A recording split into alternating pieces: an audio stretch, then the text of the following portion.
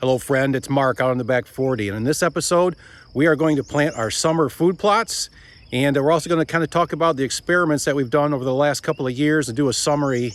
And I've got some final thoughts on some of the experiments, and I'll let you know about a few other things we're working with.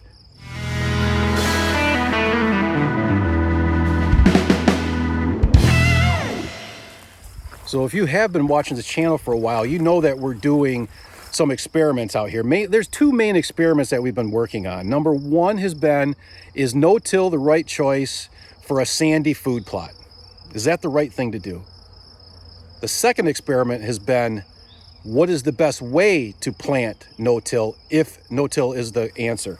And so I've been reserving my judgment, my final conclusion on both of those for a few seasons now, because there are a lot of people on YouTube who say, man, this is the way to do it. And they've never even tried it. They haven't done it long enough to give me enough evidence to say, yes, this works, or no, this doesn't work.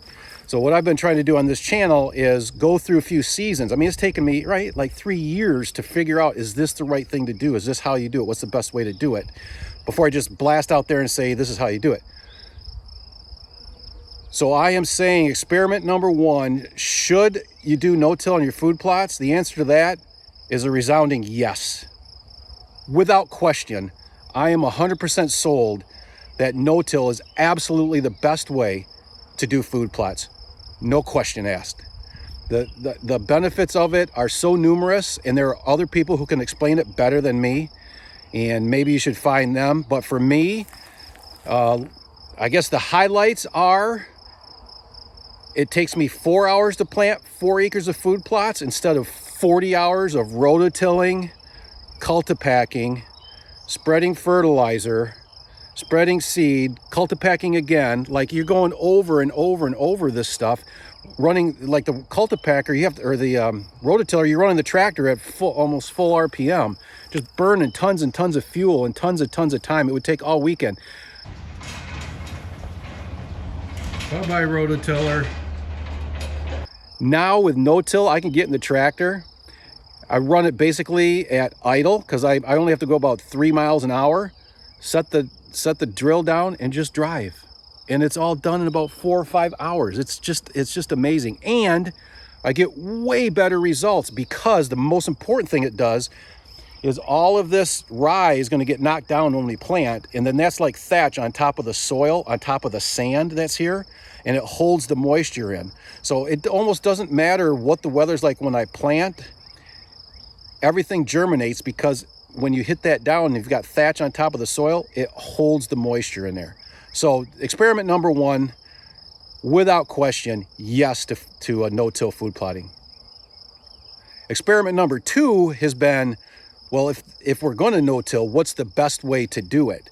And 4 years ago, when I decided that I was going to go down this road, you start doing research and you find that there are some very nice no-till grain drills like Genesis, Land Pride. There are a few other ones, but those things are $10,000 to $20,000, and it just doesn't make sense to me to spend that kind of money to put seed in the ground for food plots for deer hunting. It just doesn't. You know, I have four acres of food plots, so I plant them twice a year, so that's 8 acres. Let's just call it 10 acres a year I plant.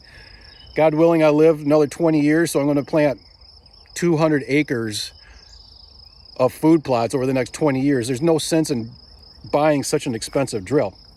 But the reason I think we can get away with not buying an expensive no-till drill, and if you don't know the difference between a no-till drill, a planter, and a grain drill, I have a video on the website from a couple years ago. You should go and look at that to make sure you understand the verbiage that I'm talking about here. But what we have determined we can do, because it's light sandy soil, is we can use a grain drill, not a no-till drill. There's no coulters in the front, no super heavy weight pushing it down. It's sand here, so we can use a grain drill to drill the seed into the soil and get germination, and it's been working. And now you can see right here, looking out here, this is the stuff that I planted last fall. And go back and look at the videos from last fall on what I did here. But the success, you can't argue with the success of the planting using a grain drill. I mean, there is rye, there's vetch, there's crimson clover, I can see some brassicas, that little yellow flowers that are coming up. So I mean, a lot of stuff overwintered, and it is completely covered during the food plot and providing all kinds of cover, food early in the spring for the deer. And right now it's providing a ton of nectar for all the honeybees. So, so very, very successful with light sandy soil. Now, am I ready to say 100% that yes, you can plant no-till food plots with a grain drill in sandy soil? And the answer to experiment number 2 is also a resounding yes. This is absolutely what I think the best way to do it. Because I've tried the process of just broadcasting it on there, and kind of like the stuff Jeff Sturgis does, where you just broadcast it on there, and that it just didn't work really, really well. This has worked amazing. I mean, just, I don't know if you can see that, but just look over that. Like everything is growing, everything is consistent. So it does work to use a grain drill in sandy soil.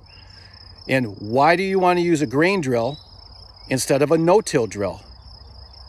Because it's much less expensive. I'm into this brand new drill for about $3,500. If I had mechanical skills and I had time, I would go into the market and find a used, like the 30, 40, 50-year-old grain drill that's sitting in the back of some farmer's lot somewhere. And you could probably pay $1,000 or $2,000 for that thing. And if you're mechanically inclined, it might be a little rough shape, but mechanically inclined, you can fix it up and you can use it. I used one on here a couple years ago. Again, if you're new to the channel, go back a couple years ago. I have a video where I used an old grain drill of my buddy's to do the first experiment, and it worked really, really well. So that's why, if you have light soil, you would consider using a grain drill instead of a no-till drill. The only reason is to save that initial investment in the piece of machinery. So yeah, so what we're going to do now is start planting, and I'll just kind of go over some of the details of what I think is the best way to plant. All right, so what am I going to be doing for planting here? So you can see what we've got here is a 6-foot grain drill. I've already got it calibrated. If you need to know how to calibrate a drill, I have a video from last year kind of going over the details on how to calibrate it. If you happen to have a Tar River DRL grain drill and you're planting green cover seed summer release, my setting on this was 1.75 on the big bin. So that kind of gets you close. Put about 1.75. That'll give you about 0.7 ounces for 20 revolutions of the wheel. If you don't have a DRL, you don't care about any of that, so I'm going to move on. So what we're doing is how I'm going to plant this. What I have learned so far is what I think is going to be the best way to do that is you plant into the standing vegetation. Just leave it standing. That way the ground is a little bit open, and then we're going to drill through it. But what I'm going to do is I'm going to drop the front bucket on this right down to the ground. I'm going to float it on the ground. And when it goes, I'm hoping that maybe it's going to break a few of the stalks off and kill some of this. It probably won't kill all of it. Some of it will still bounce back up. But I'm trying not to use any herbicide. And I also don't want to go and buy a $5,000 roller crimper. I just don't want to do it. So I'm trying to do as much as I can with what I already have. And I mean, if I have to go do that someday, then I will. I can do it, but I don't want to if I don't have to. So again, I'm going to use the bucket to knock things down. And the drill itself has a little wheel on it there that moves things along, a little cultipacker. And, you know, maybe that'll knock some of the stuff down too. So my goal is I'm literally doing nothing other than driving over this and floating the bucket on it and drilling everything into the plots. So that's what we're going to do this year. That is the experiment. I'm pretty committed to that. I'm 90% sure that is what's going to work really, really well here. Okay, so here we are a couple of days after I drilled the seed in. I didn't have time to get a video when I got done, but I still just want to kind of show you what's going on here. So this is, you can see not everything has stood back up. Some stuff has come back up after I went over it with the tractor and putting that bucket down, but not all of it did. So you can still see in here, some of it is down. That's where the big tires were. But this taller spot right here, you can kind of see right here, that's where the bucket was hitting it, but still some of it is down.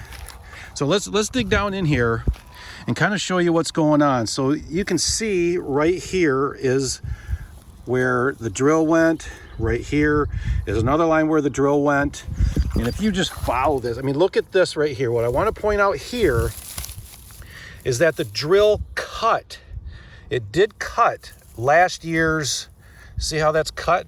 It cut last year's thatch, but it didn't have to worry about cutting this year's thatch because it's going with the grain. You can see everything is laying down in that direction. So I mean, this trench, that the cuts that it put in here are just fantastic. Actually, you can even see right there. Here it is 2 days later, right there, stuff is germinating already. Oh, here's another something germinating right there. Look at that. That's only 2 days after I drilled. We did get rain last night, but it cut through everything. It's germinating. Everything is going really, really well.